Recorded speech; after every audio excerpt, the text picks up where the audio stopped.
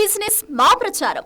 To advertise on I news YouTube channel సంప్రదించవలసిన number 7842323399. జోర్డాన్లోని US స్థావరంపై drone దాడి అంతర్జాతీయంగా చర్చనీయాంశం అవుతోంది. మధ్యప్రాచ్యంలో ఉద్రిక్తతల నడుమ టవర్ 22 పై దాడి జరగటం, దీన్ని యుఎస్ సైతం అడ్డుకోలేకపోవటం ఇప్పుడు కాకరేపుతోంది. ఇప్పటికీ అగ్రరాజ్యంలో ఎన్నికల వేడి షురూ కావడంతో బిడెన్ పై మరింత ఒత్తిడి పెరగనుందనే అంచనాలు వెల్లువెత్తుతున్నాయి.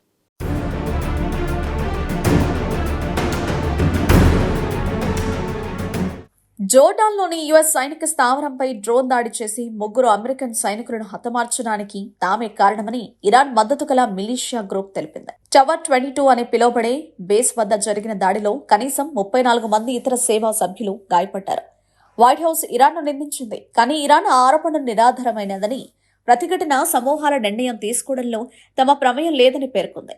యుఎస్ అధికారులు ఈ ప్రాంతంలోని అనేక రంగాల్లో అధిక ఉద్రిక్తతలు విస్తృత యుద్ధంగా మారకుండా నిరోధించడానికి వారాల తరబడి ప్రయత్నించారు.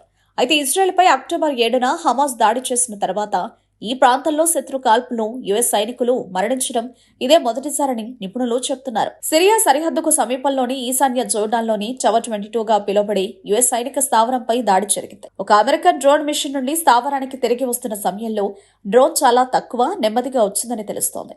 డ్రోన్ను కూల్చివేయకుండా బేస్ ఎయిర్ డిఫెన్స్ సిస్టంలోని ఆటో రెస్పాన్స్ ఫీచర్లు ఆఫ్ చేయబడ్డాయి.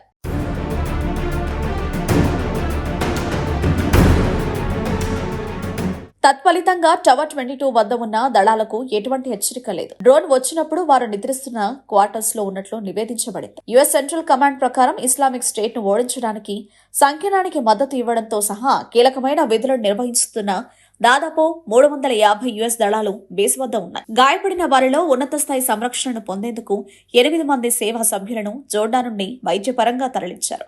అయితే వారి పరిస్థితి స్థిరంగా ఉంది.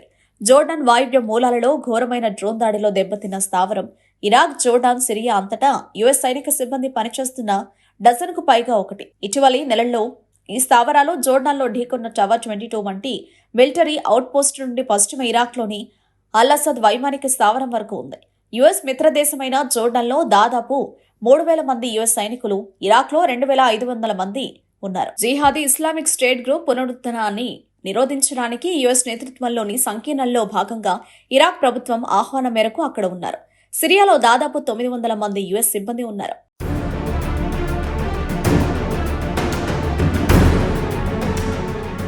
సిరియా ప్రభుత్వం తన దేశంలో యుఎస్ ఉనికిని వ్యతిరేకిస్తోంది. దీనిని ఒక ఆక్రమణగా పేర్కొంది. US naval forces central command, US 5th fleet ప్రధాన కార్యాలయంగా పనిచేసే బహ్రెయిన్లోని 3 ప్రధాన వైమానిక స్థావరాలు, బహ్రెయిన్లోని ఓడరేవుతో సహా మధ్యప్రాచ్యం అంతటా యుఎస్ ఇంకా అనేక స్థావరాలను నిర్వహిస్తోంది. ఇదిలా ఉంటే ఈ దాడికి తామే బాధ్యులమని ఇరాక్లోని ఇస్లామిక్ రెసిస్టెన్స్ ఆదివారం టెలిగ్రామ్ కు పోస్టు చేసిన ప్రకటనలో తెలిపింది. సిరియా, జోర్డాన్లోని 3 యుఎస్ స్థావరాలైన షదాది, రుక్వాన్, టాన్ఫ్ అలాగే మధ్యధర ప్రాంతంలోని ఇజ్రాయెల్ చమురు కేంద్రాలను లక్ష్యంగా చేసుకున్నట్లు తెలిపింది. అక్టోబర్ 7న ఇజ్రాయెల్పై హమాస్ దాడికి ప్రతిస్పందనగా గాజాలో ఇజ్రాయెల్ దాడులు ప్రారంభించిన వెంటనే 2023 చివరిలో ఈ బృందం ఉద్భవించింది. ఇది ఇరాక్లో పనిచేస్తున్న అనేక ఇరాన్ అనుబంధ మిలిషియాలను కలిగి ఉంది. మరోవైపు అమెరికా అధ్యక్షుడు బైడెన్ నీచమైన, పూర్తిగా అన్యాయమైన దాడులు రాడికల్ ఇరాన్ మద్దతు గల మిలిటెంట్ గ్రూపుల ద్వారా జరిగాయని అన్నారు. దీన్ని తప్పకుండా పరిగణలోకి తీసుకుంటామని కూడా ఆయన హెచ్చరించారు. దీంతో ఈ దాడి నేపథ్యంలో వైట్ హౌస్ పై, ముఖ్యంగా బైడెన్ పై ఒత్తిడి పెరిగింది.